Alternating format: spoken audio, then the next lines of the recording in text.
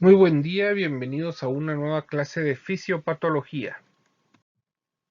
El día de hoy hablaremos de enfermedades intestinales, específicamente hablaremos de duodenitis, colon irritable, pólipos intestinales, hemorroides y prolapso rectal. Comenzamos con la duodenitis. Es un proceso inflamatorio de múltiples orígenes que ocurre a nivel del duodeno, la cual recordamos es la primera porción del intestino delgado.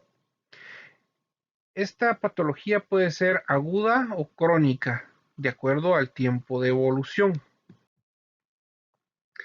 Una de las causas de duodenitis es una infección por la bacteria llamada Helicobacter pylori, que suele producir úlceras y también irritación en la mucosa del duodeno. Otra causa es el uso de antiinflamatorios no esteroideos o AINES, como el diclofenaco, el ibuprofeno, el naproxeno, el meloxicam, el piroxicam. Estos medicamentos son bastante efectivos contra el dolor, pero al utilizarlos de una forma indiscriminada o a veces sin prescripción o en una dosis superior a la recomendada, pueden provocar no solo una gastritis, sino que también una duodenitis. Otra causa de duodenitis es la yardiasis, una infección intestinal provocada por el microorganismo Yardia lamblia. Este microorganismo lo vamos a encontrar por lo general en comidas preparadas de forma deficiente o con una higiene deficiente, como las comidas callejeras. Otra causa de duodenitis es el abuso de alcohol y el uso de tabaco. Ambos componentes son sumamente irritantes, no solo para el estómago, sino que también para la mucosa del duodeno. ¿Qué síntomas nos puede dar la duodenitis? En muchos casos es asintomática, no sabemos que la tenemos, a veces la descubrimos cuando por alguna otra razón nos están haciendo una endoscopía y el gastroenterólogo identifica la irritación o inflamación de la mucosa del duodeno. Otros síntomas que se pueden tener es distensión abdominal, dolor abdominal, eructos, náuseas, vómitos y pérdida del apetito. ¿Cómo hacemos el diagnóstico de la duodenitis? Esta la vamos a hacer mediante la esófago gastroduodenoscopía. Ahí podemos, durante este procedimiento, tomar una biopsia, que es tomar una muestra del tejido de la mucosa para ver cuál es el origen de esa irritación o esa inflamación del duodeno. Por lo general, en estas biopsias es donde identificamos la presencia de Helicobacter pylori, aunque podemos hacer pruebas de antígeno en sangre o pruebas en heces. En la imagen de la derecha miramos un video de una esófago gastroduodenoscopía donde se está enfocando el duodeno y podemos ver el área inflamada. Previamente se miraba una pequeña úlcera y eso es lo que ve el gastroenterólogo a la hora de identificar una duodenitis. ¿Cuál es el tratamiento? Para poder dar tratamiento tenemos que saber cuál es el origen. Si el origen es infeccioso y por lo general por Helicobacter pylori, entonces se da un conjunto de medicamentos como amoxicilina, claritromicina o metronidazol, inhibidores de la bomba de protones como el lansoprazol, esomeprazol o rabeprazol, o también podemos utilizar los antagonistas de los receptores H2 como lo es la ranitidina. Vamos al síndrome de colon irritable.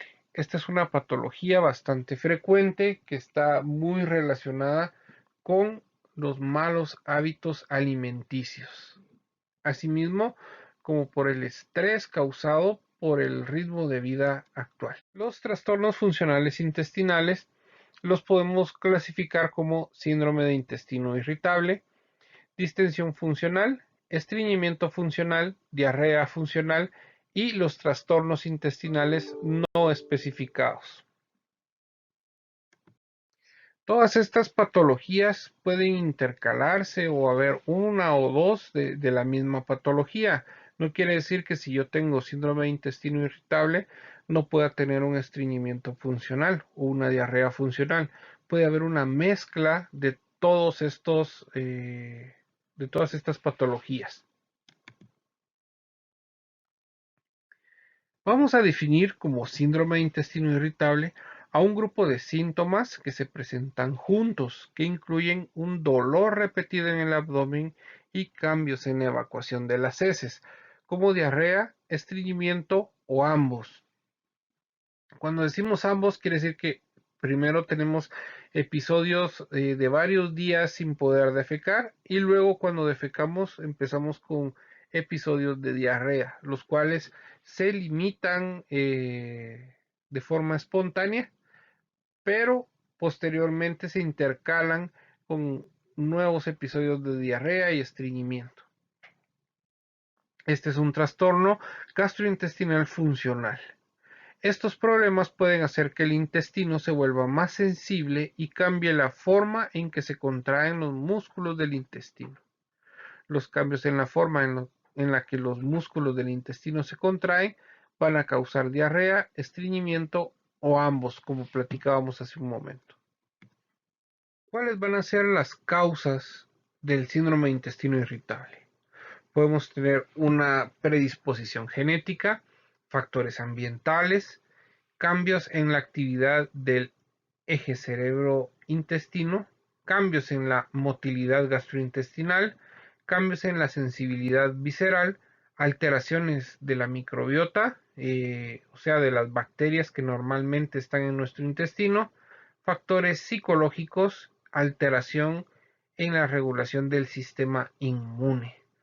Cualquiera de estas causas, una o varias de ellas, pueden dar origen a un síndrome de intestino irritable. Los síntomas clásicos que vamos a tener va a ser dolor abdominal crónico, o sea, vamos a tener más de 2 semanas con dolor abdominal, sumado a hábitos intestinales alterados. Eso quiere decir que podemos pasar largos periodos de constipación, largos periodos sin defecar, y luego vamos a tener algunos días con diarrea para luego volver a iniciar con los periodos de constipación. ¿Qué síntomas gastrointestinales vamos a presentar en el síndrome del colon irritable? Dolor abdominal crónico, hábitos intestinales alterados, disfagia, reflujo gastroesofágico, saciedad temprana, dispepsia. Vamos a tener también náusea, posiblemente dolor precordial, flatulencias y eructos. Los síntomas extraintestinales del síndrome de intestino irritable van a ser depresión, ansiedad, desórdenes somatomorfos, insomnio, disfunción sexual y dispareunia. En las mujeres vamos a tener dismenorrea, incremento en la frecuencia urinaria, urgencia urinaria, síntomas de asma y cefalea primaria. Según los criterios de Roma 4, vamos a decir que para hacer el diagnóstico de una persona como síndrome de intestino irritable, debemos cumplir con los siguientes criterios. Dolor abdominal recurrente. En promedio, tenemos que tener dolor por lo menos un día a la semana en los últimos 3 meses. Ese va a ser nuestro criterio mayor. Y para poder hacer el diagnóstico tenemos que tener este criterio mayor más dos de los siguientes criterios. Que los síntomas estén relacionados con la defecación, que se asocia con cambios en la frecuencia en la que defeca, y también puede ser asociado a cambios en la consistencia de las heces. El diagnóstico lo vamos a hacer con los criterios de Roma, un criterio mayor y al menos dos criterios menores. A eso tenemos que asociar el hecho de descartar cualquier patología orgánica, descartar signos de alarma y evaluar hacer una colonoscopia si estos se presentaran. En pacientes mayores de 50 años, recomendar la realización de una colonoscopia por lo menos 2 veces por año. Hay que descartar enfermedad tiroidea, hay que descartar enfermedad celíaca y preguntar por fármacos como la metformina, los opiáceos, los antiinflamatorios no esteroideos.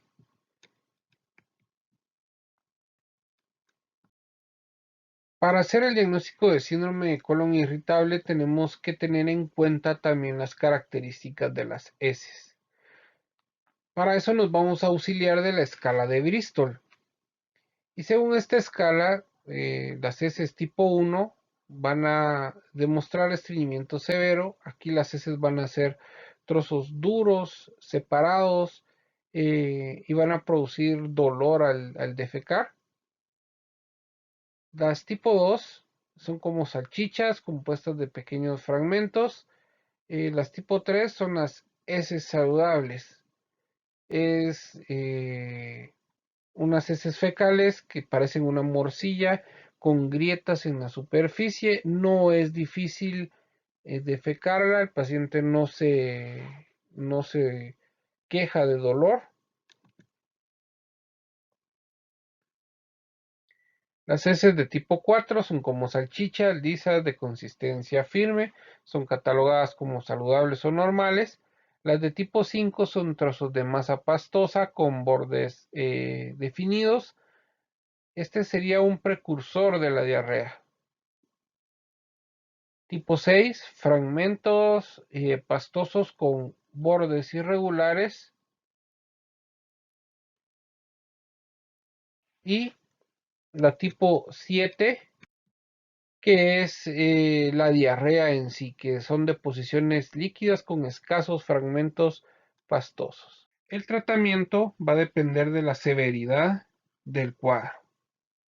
A todos los pacientes les podemos brindar amplio plan educacional sobre cómo tener una buena relación con su entorno, buena alimentación.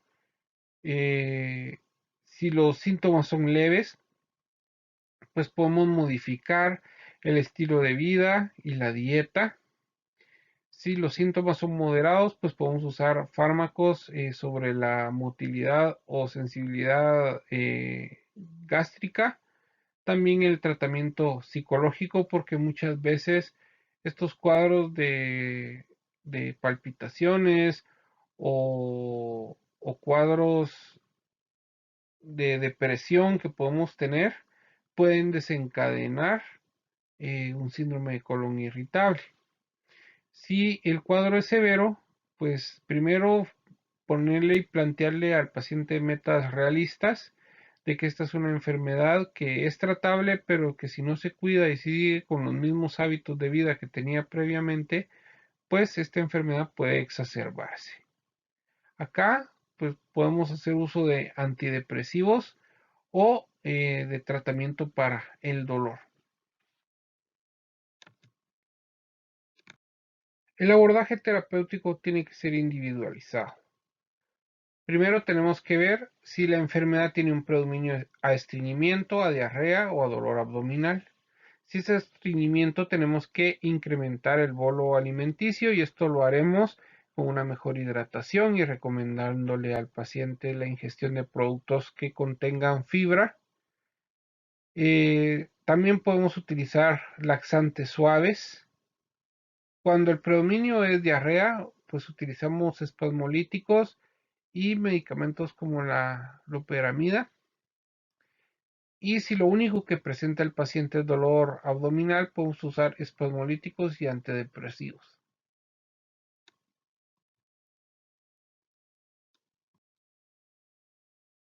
Ahora hablaremos sobre pólipos intestinales.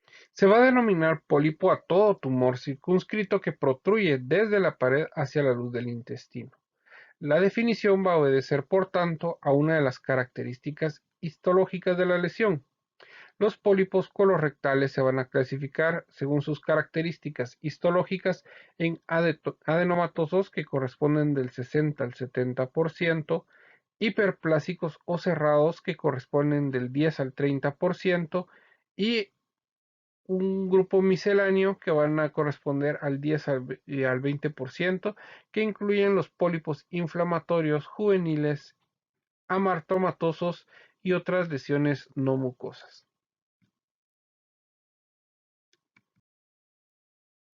¿Cuál es la causa de los pólipos? Diversos estudios epidemiológicos y de intervención han demostrado de manera inequívoca que el adenoma del colon constituye una lesión premaligna. Se ha podido establecer las alteraciones genéticas que participan en la secuencia del adenocarcinoma. La probabilidad de transformación carcinomatosa va a aumentar en relación con el tamaño de la lesión y la proporción del componente velloso y la edad. Entre los signos y síntomas que vamos a evidenciar en una persona o un paciente con pólipos intestinales va a estar la anemia por pérdidas crónicas en las heces y la rectorragia, que van a constituir las manifestaciones más frecuentes. El tenesmo, que es una sensación de querer defecar sin poder lograrlo. La emisión rectal de sangre y moco, hipopotasemia y alcalosis metabólica. El diagnóstico de elección es la colonoscopía, ya que no solo consigue determinar el número, tamaño y localización de los pólipos, sino que además permite la obtención de biopsias para su evaluación histológica y realizar el examen correspondiente. Sin embargo, a pesar de ser la mejor técnica disponible, hasta un 15% de las lesiones de tamaño inferior a 1 centímetro pueden pasar desapercibidas.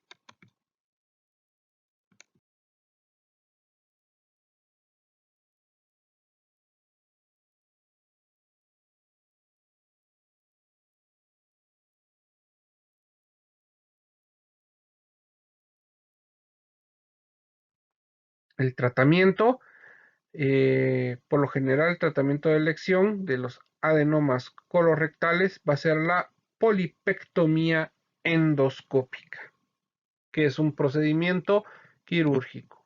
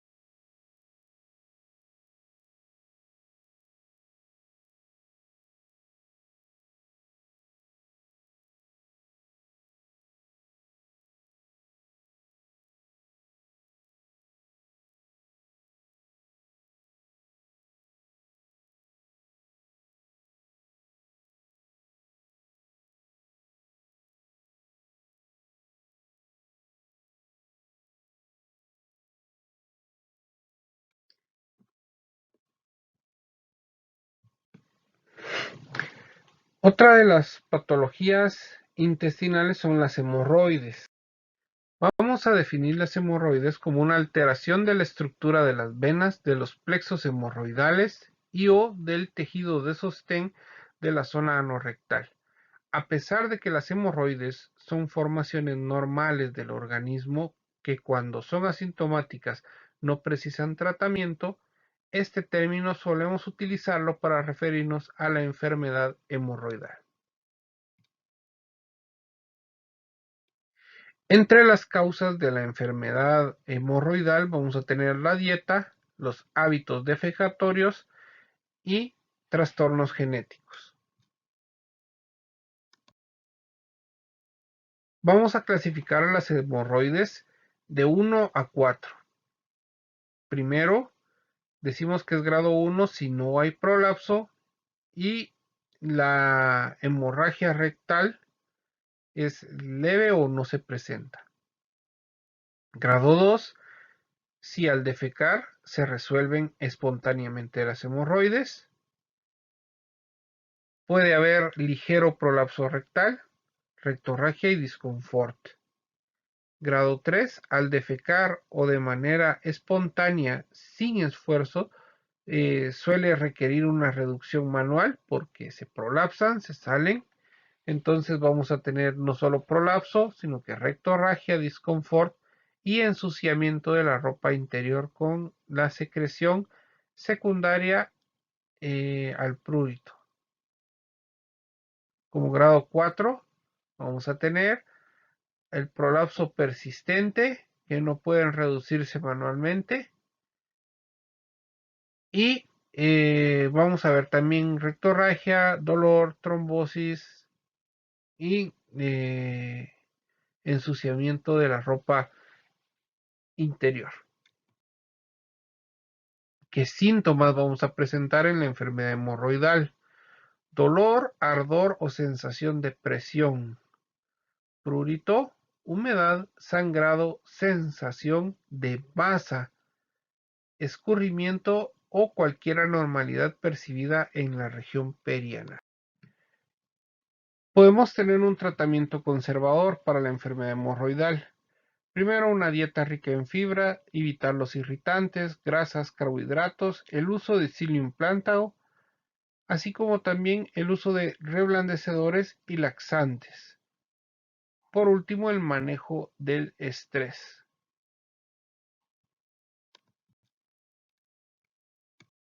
Parte del tratamiento conservador también son los baños de asientos, ya sea con agua tibia, manzanilla, los cuales no deben durar más de 5 a 10 minutos. Podemos usar cremas o geles para evitar el uso prolongado de esteroides, evitar el uso de supositorios y evaluar el uso de flebotónicos, teniendo en cuenta que estos disminuyen el prurito, el sangrado y síntomas generales.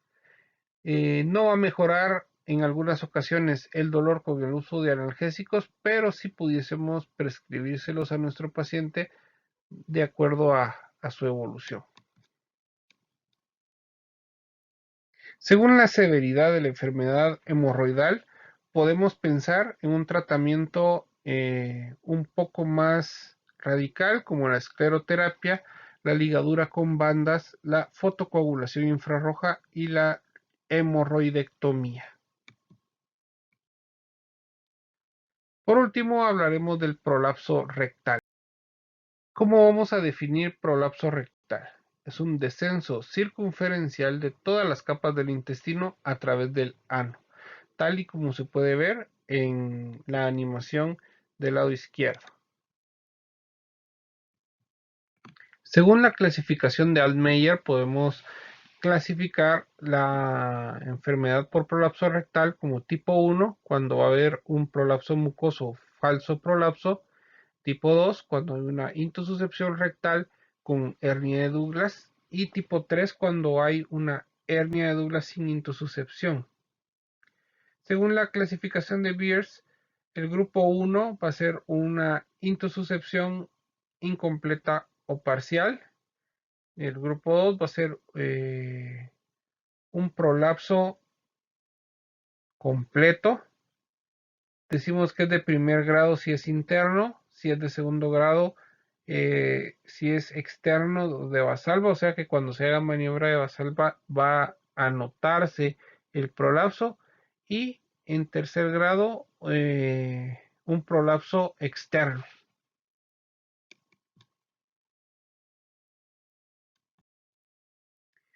¿Cuál va a ser la causa del prolapso rectal?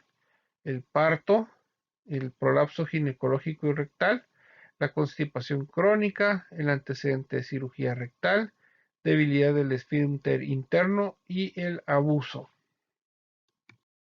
El paciente con prolapso rectal va a tener una sensación de disconfort o una sensación de evacuación incompleta durante la defecación. Va a haber esfuerzo evacuatorio y constipación.